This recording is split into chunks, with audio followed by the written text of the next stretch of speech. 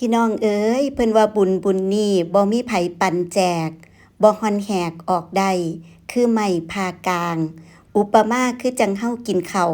เฮากินเฮาก็อิ่มมันบ่ไปอิ่มท้องข้าวพุ่นผู้บ่กิน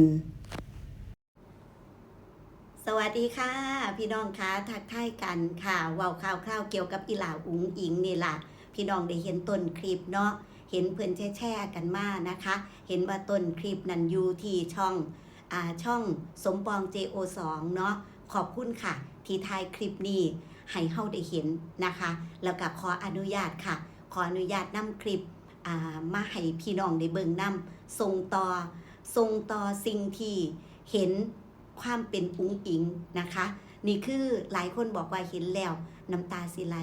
หลายคนบอกว่าเห็นแล้วนางฟ้าเดินดินอุ๋งอิงเพชรบ้านแพงถึงกับแลนน้ำนะพี่น้องแลนน้ำผู้เพิ่นทีเอื่นได้ว่าอาจจะเป็น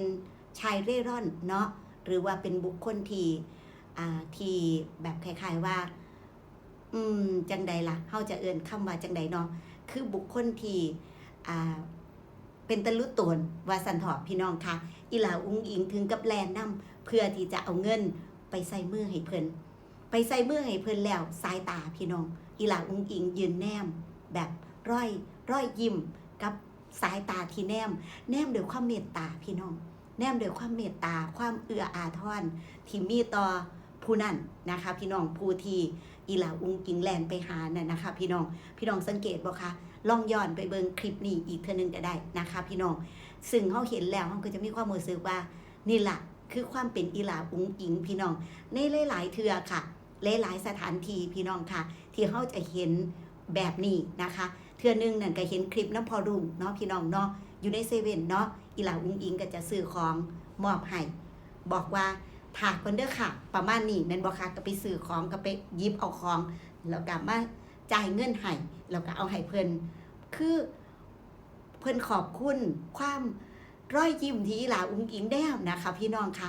แนมด้วยความแบบสายตาแบบเมตตาเนาะเมตตาแล้วก็คนที่แนมแบบนี้คือสายตาของคนมีความสุขพี่น้องสุขที่ได้ให้ที่ได้แบ่งปันนะค่ะพี่น้องแล้วก็มีเทื่อนึงนั่นอีหลาอุ๋งอิงก็ซื้อของมาว่างให้เพิ่นมามอบให้เพิ่นนอนอยู่หน้าเซเว่นนั่นเนาะพี่น้องเนาะนั่นก็เป็นเทื่อนึงแล้วก็หลายๆเทื่อพี่น้องค่ะบ่ว่าอุ๋งอิงจะไปน้ำตลาดหรือไปน้ำใสกันแล้วแต่แบบว่าย่ามเพิ่นเห็นคนที่แบบน่าสงสารเป็นตะลุตนอาจจะเป็นคนพิการเป็นขอทานอย่างสิแม่นบ่อีหลาอุ๋งอิงก็จะควักแม่หน่อยขอเงินแม่หน่อยแล้วก็เอาไปมอบให้แบบนี้เฮาก็จะเห็นอยู่เรื่อยๆพี่น้องค่ะ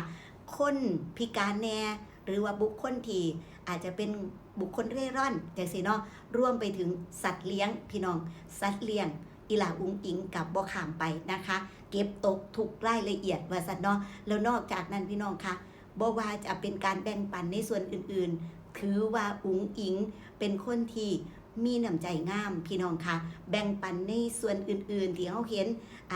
ในโอกาสต่างๆแม่นบ่คะพี่น้องบ่ว่าจะเป็นวันเด็กซื้อขนมแม่หน่อยอีหลาอุ๋งอิงมอบให้ที่จะจัดงานวันเด็กบ่ว่าจะเป็นพี่ทหารหารบ่ว่าจะเป็นเสือเป็นสิ่งของอุปโภคบริโภคแม่นบ่คะพี่น้องอีหลาอุ๋งอิงกะคือแบ่งปัน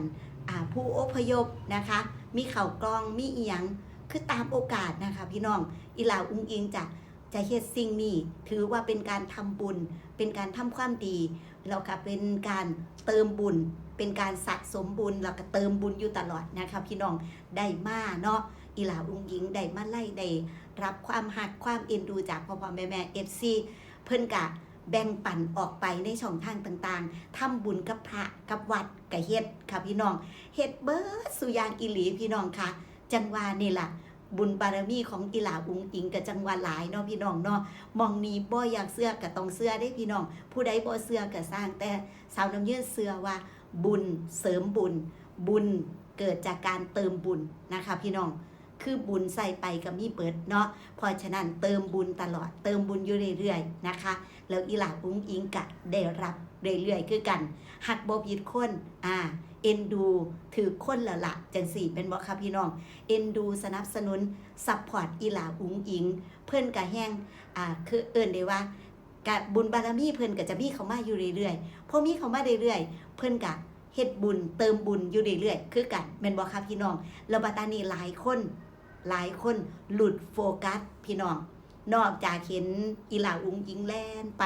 เอาเงินไปใส่มือให้เพิ่นแม่นบ่คะหลายคนก็ชื่นชมมองนี้แล้วเว้ากันมาแล้วจังสิแม่นบ่น้ำตาสิไหลเอ็นดูแล้วก็แบบดีใจปลื้มใจกับลูกสาวมองนี้แล้วหลายคนโฟกัสใส่อีกโฟกัสเสื้อพี่น้องเสื้อของเพิ่นน่ะค่ะเอานะพี่น้องเบิ่งซอยเนี่ยเถาะสาวน้ำยืนเบิ่งกับบ่ค่อยชัดนะผู้ใดเบิ่งชัดอีหยังจังใดก็พิมพ์ไว้ให้แน่เด้อค่ะเพราะว่าหลายคนกับเบิ่งบ่ชัดคือกันสาวน้ำยืนก็ว่าถ้าสิเว้าไปก็ย่านมันบ่ตรงกับตัวที่พี่น้องเห็นเนาะโฟกัสอยู่เสื้อบัดตานี้เอาเด้อเอาแล้วแต่สิว่ากันไปคือว่าเนาะเบิ่งหันก็ยังหมานไผมานมั่นพี่น้องผู้ลางคนก็ยังหมาน07ผัดว่าเนาะหมานน้ำอีลา07อันบางคนก็บอกว่าข่อยคือบ่เห็นนำเนาะอันมองนี้ว่าซั่นอันนี้เขาเอิ้นว่าบุญคือกันพี่น้องหมานไผมานมั่นผู้ลางคนว่าโอ้ยประเทศข่อยประเทศไทยข่อยบ่หมานพูดข่อยไปหมานฟังต่างประเทศพุ่น ก็มีคือกันเป็นว่าพี่น้องรถแม่แก้มนะคะเห็นบอกอีหลาอุ้งอิงบอกเขียนหรือว่าเป็นแม่หน่อยเขียนนั่น37เปิดเจอเลยอยู่รถแม่แก้มนั่นเอาวิทยุหน่อยได้ว่าสั่นฟ้อนมวนอยู่ในอันเซเว่นกับพอนนนั่นว่าสั่นอันนั้นก็0220คักนั่นแม่นบ่คะเพราะฉะนั้นหลายคนก็คือถือว่าหมานไผมานมั่นเด้อเรื่องเล่ามองนี้บ่สามารถที่จะการันตีได้ว่าผู้ใดสิหมานพี่น้องถือว่าผู้ใดมีบุญกับผู้นั้นละหมานจังซี่เนาะเว้าสู้กันฟังพี่น้องแล้วมื้อนี้ก็หลุดโฟกัสอีกแล้วเห็นอีหลาอุ้งอิงแลนน้ำเพิ่นเอาเงินไปใส่มือให้เพิ่นแต่ว่าผู้ลางคนว่าคนละแนมเสือเพิ่นว่าซั่น คนละแนมเสือเพิ่นว่าซั่นอ้าวขอให้โชคดีขอให้มันๆแล้วกันนะคะแล้วนอกจากนั้นอีหลาอุ้งอิงครอบครัวพ่อเอกแม่หน่อยยังเป็นคนที่ใส่ชีวิตสมถะพี่น้องใส่ชีวิตสมถะใส่ชีวิตแบบติดดินกินง่ายอยู่ง่ายเบิ่งที่ล่ะนี่พี่น้องค่ะกินมาอยู่หน้าเซเว่นได้ทุกแบบนะคะพี่น้องจะแบบง่ายๆแบบนี้ก็ได้หรือว่าเมื่อมีโอกาสได้เข้าพบผู้หลักผู้ใหญ่ก็ว่างตัวได้เหมาะกับโอกาสต่างๆคือเพิ่นเข้าไปพบท่านแม่ทัพภาคที่2อย่างสิแม่นบ่พี่น้องนั่นก็อีกแบบหนึ่งฮู้กาลเทศะพี่น้องค่ะใส่ชีวิตแบบง่ายๆสบายๆแต่เมื่อมีโอกาสต้องเฮ็ดบางสิ่งบางอย่างนะคะอีหลาอุ้งอิงก็ว่างตัวได้กับโอกาสต่างๆเนาะถือว่าเป็นบุคคลตัวอย่างเลยค่ะพี่น้องค่ะถือว่าเป็นแบบอย่างให้กับเยาวชนคนรุ่นใหม่เลยทีเดียวในการว่างตัวนะคะนี่ขอชื่นชมอีหลีขอชื่นชมจากใจคือว่าเนาะเว้าสู้กันฟังแล้วพี่น้องคิดเห็นเป็นจังใดคอมเมนต์เข้ามาเบิ่งแล้วกันเนาะคอมเมนต์ไว้ใต้คลิปหลายคนมาคอมเมนต์ก่อนหน้านี้บอกว่าสาวน้ำยืนอันบ่เห็นเจ้าโดนแล้วสาวน้ำยืนกันเลยว่ากะมีคลิปลงอยู่นะอาจจะเป็นแบบห่างๆเนาะพี่น้องก็เลยบ่เห็นในส่วนนั้นก็บ่เป็นหยังพี่น้องในเมื่อเห็นแล้วก็ฝากติดตามกันต่อไปจังซี่เนาะหลายคนก็ลังเทื่อก็มาเป็นกำลังใจมาโน่นนั่นนี่นะคะพี่น้องก็ต้องบอกว่ามื้อนี้อยู่ในส่วนของการนี่ล่ะนั่งคุยกันนั่งเว้าจามีหยังก็เอามาเว้าสู่กันฟังก็บ่ได้เว้าแค่อีหลาอุ้งอิงผู้เดียวนะคะพี่น้องคือก็เว้าทั่วๆไปเนาะมีอีหยังพอตามท่านเขาเจ้าก็เอามาเว้าสู่กันฟังประมาณนั้นนะคะก็ต้องเว้ากับพี่น้องให้พี่น้องได้เข้าใจมองนี้เพราะฉะนั้นก็ขอบคุณค่ะในนำใจพี่น้องที่เขามาคอมเมนต์กดติดตามกดไลค์กดแชร์ประมาณนี้นะคะขอบคุณได้หลายพี่น้องอยู่ดีมีแห้งหักแพงแบ่งปันนะคะสวัสดีค่ะ